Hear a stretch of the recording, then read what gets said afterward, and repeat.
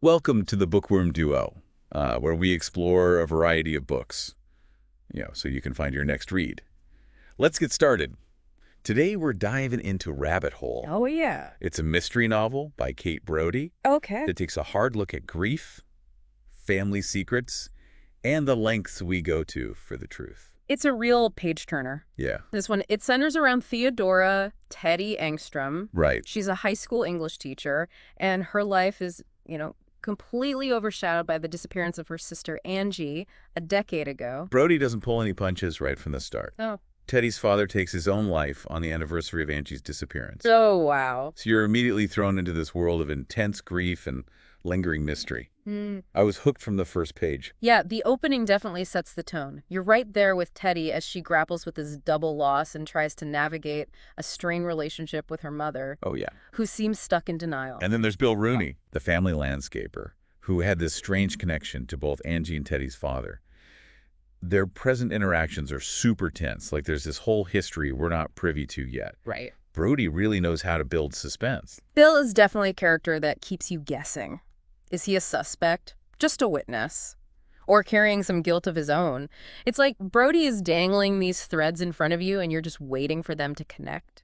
And then things take a really interesting turn when Teddy stumbles upon Reddit communities Oh, wow. dedicated to Angie's case. It's a brilliant move by Brody because it highlights how the internet can be both a source of information and a breeding ground for speculation and even misinformation. Right.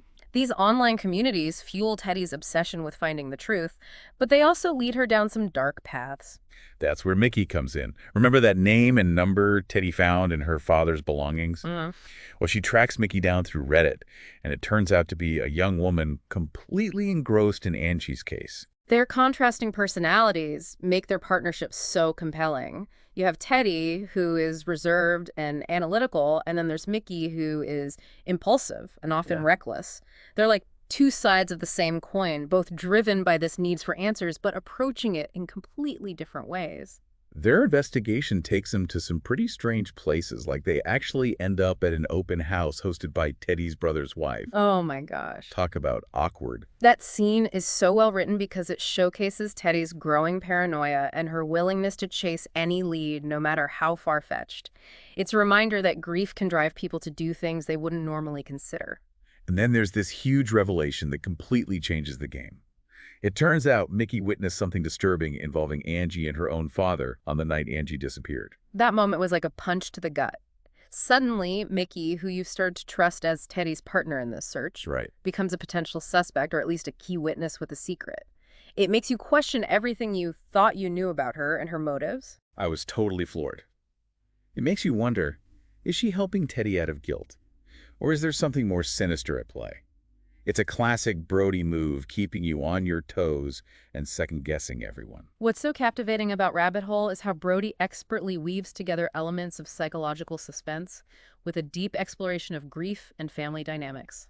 She isn't shy away from difficult emotions or uncomfortable truths. And the ending. Don't even get me started. It's one of those endings that stays with you long after you finish the book. Brody leaves a lot of questions unanswered, forcing you to draw your own conclusions and confront the possibility that maybe, just maybe, some mysteries are never meant to be solved. It's definitely an ending that sparks debate and encourages you to think critically about the nature of truth and closure.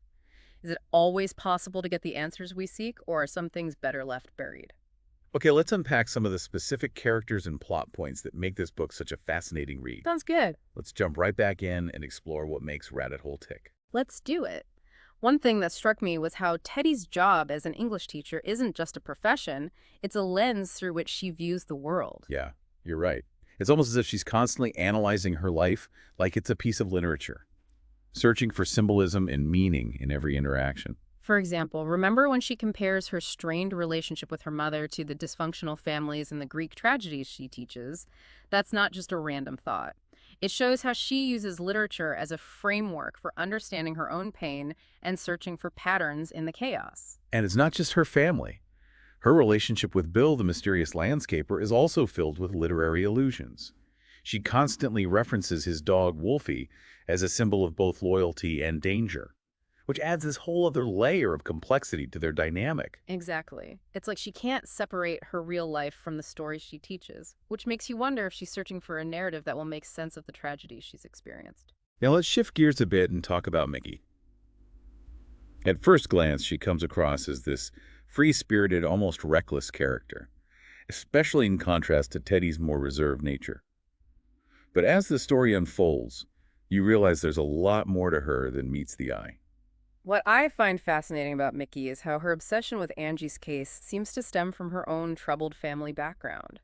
We learn that she also experienced a significant loss in her past, which creates this unspoken bond between her and Teddy. Their dynamic is so intriguing. On one hand, they have this shared goal of uncovering the truth, but on the other, there's this underlying tension, a sense that they're both holding back crucial information. It makes you question whether their partnership is based on genuine trust, or if they're both using each other to get what they want. Especially after that bombshell revelation about Mickey witnessing something crucial on the night Angie vanished. That twist definitely adds fuel to the fire. It makes you reevaluate everything you thought you knew about Mickey. Is she trying to help Teddy out of guilt? Or is she manipulating the situation to protect herself or someone else? Brody does a fantastic job of keeping you guessing.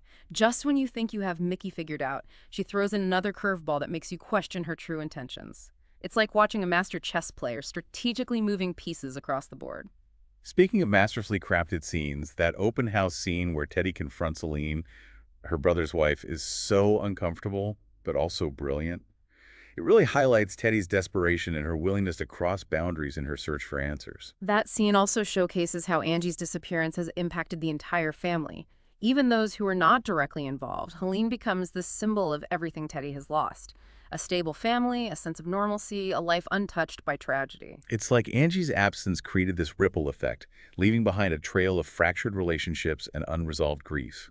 Everyone is walking on eggshells, afraid to say or do the wrong thing, which just adds to the overall sense of unease that permeates the book. And then there's the way Brody utilizes online communities to not only move the plot forward, but to comment on how we consume and share information in the digital age. Teddy's deep dive into the Reddit forums dedicated to Angie's case is both fascinating and disturbing. Absolutely. It shows how the internet can be a double-edged sword. On one hand, it connects people who share a common interest or experience, but on the other, it can create echo chambers where rumors and speculation run rampant, often obscuring the truth rather than revealing it. It's a brilliant commentary on the power of online narratives and how they can shape our perceptions of reality, especially when dealing with sensitive topics like missing person cases. And it's not just the online world that's unreliable. Brody also plays with the concept of memory and how easily it can be distorted by trauma, grief, and time. Both Teddy and Mickey struggle with fragmented memories, making you question the validity of their accounts and adding another layer of complexity to the mystery. That unreliable narrator element is crucial to the story suspense. You're constantly second-guessing everyone, including Teddy, wondering if what you're being told is the whole truth or just a carefully constructed version of it. Right. And it all culminates in that pivotal confrontation scene where Teddy finally confronts Mickey about what she witnessed on the night Angie disappeared. The emotional intensity is palpable, and the way Brody uses dialogue to reveal both characters' vulnerabilities is masterful. That scene is like a pressure cooker slowly building tension until it finally explodes. You can feel the weight of unspoken truths and the desperation for answers, leaving you breathless and wanting more. Brody doesn't hold back, forcing you to confront the messiness of grief and the complexities of human relationships. It's not a story about finding easy answers. It's about grappling with the unknown and accepting that sometimes the truth is more elusive than we want it to be. And speaking of elusive truths, let's move on to some of the recurring symbols and motifs that enrich the narrative and add layers of meaning to the story. We'll start with the title itself, Rabbit Hole, which is much more than just a catchy phrase. It's a metaphor for the journey. Teddy and Mickey embark on a descent into a world of secrets and unanswered questions. It's like they've stumbled into this labyrinth with no clear exit, encountering strange characters and cryptic clues along the way, never quite sure if they're getting closer to the truth or further away from it. Exactly. And then there's the animal imagery that pops up throughout the book. The dead kittens, the taxidermied animals in the restaurant, Bill's dogs, even the name Wolfie for Teddy's dog. They all seem to symbolize the vulnerability and mortality that haunt the characters. It's like these animal references are subtle reminders of the fragility of life and the ever-present threat of violence that lurks beneath the surface of seemingly ordinary events. And let's not forget the recurring motif of water, which appears in various forms throughout the story. The rain, the lake, even the tears that Teddy sheds water can be both life-giving and destructive, which reflects the duality of the characters' journeys and the unpredictable nature of their pursuit of the truth. It's as if Brody is using these symbols and motifs to create a subconscious tapestry that runs parallel to the main narrative, adding layers of meaning and prompting you to think more deeply about the themes she's exploring. And then, of course, there's the ending, which is as ambiguous as it is thought-provoking. It leaves you with more questions than answers, forcing you to confront the possibility that closure might not always be attainable. It's an ending that stays with you long after you finish the book, inviting you to ponder the nature of truth and the often elusive search for closure. It's a reminder that sometimes the journey itself, the act of seeking answers, is more important than the destination. That's a great point. And I think it's worth delving deeper into some of the specific scenes and characters that contribute to the book's overall impact, especially those that might have been overlooked on a first read. For example, let's talk about Celeste, the psychic that Teddy's father consulted with. She's a fascinating character because she represents the desperation people feel when faced with unanswered questions. You know, Celeste embodies the allure of easy answers and the seductive nature of hope, even when it's based on deception. Oh, yeah. Her interactions with Teddy's father highlight the vulnerability of grief and the lengths people will go to for even a glimmer of solace. It's a reminder that sometimes in our search for truth, we can be susceptible to manipulation, especially when we're emotionally vulnerable.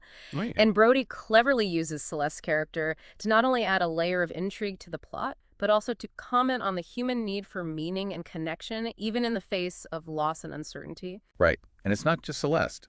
Even Ginger Bill's ex-wife adds another layer of complexity to the story. Her hostility towards Teddy is palpable, and you can't help but wonder what role, if any, she played in the events surrounding Angie's disappearance. Ginger is a great example of a character who initially seems like a minor player, but ends up having a significant impact on the narrative. Her motives are unclear, and her actions are often driven by anger and resentment, which creates a sense of unease and makes you question who to trust. And then there's the way Brody portrays the online communities dedicated to Angie's case, which is both fascinating and disturbing. Yeah. It's a reminder of how easily people can get caught up in speculation and rumors, often blurring the lines between genuine concern and morbid curiosity. The internet becomes a breeding ground for both information and misinformation, influencing perceptions and shaping investigations. Brody captures this digital landscape with chilling accuracy, highlighting the power of online communities to both help and hinder the search for truth. I think one of the most powerful scenes in the book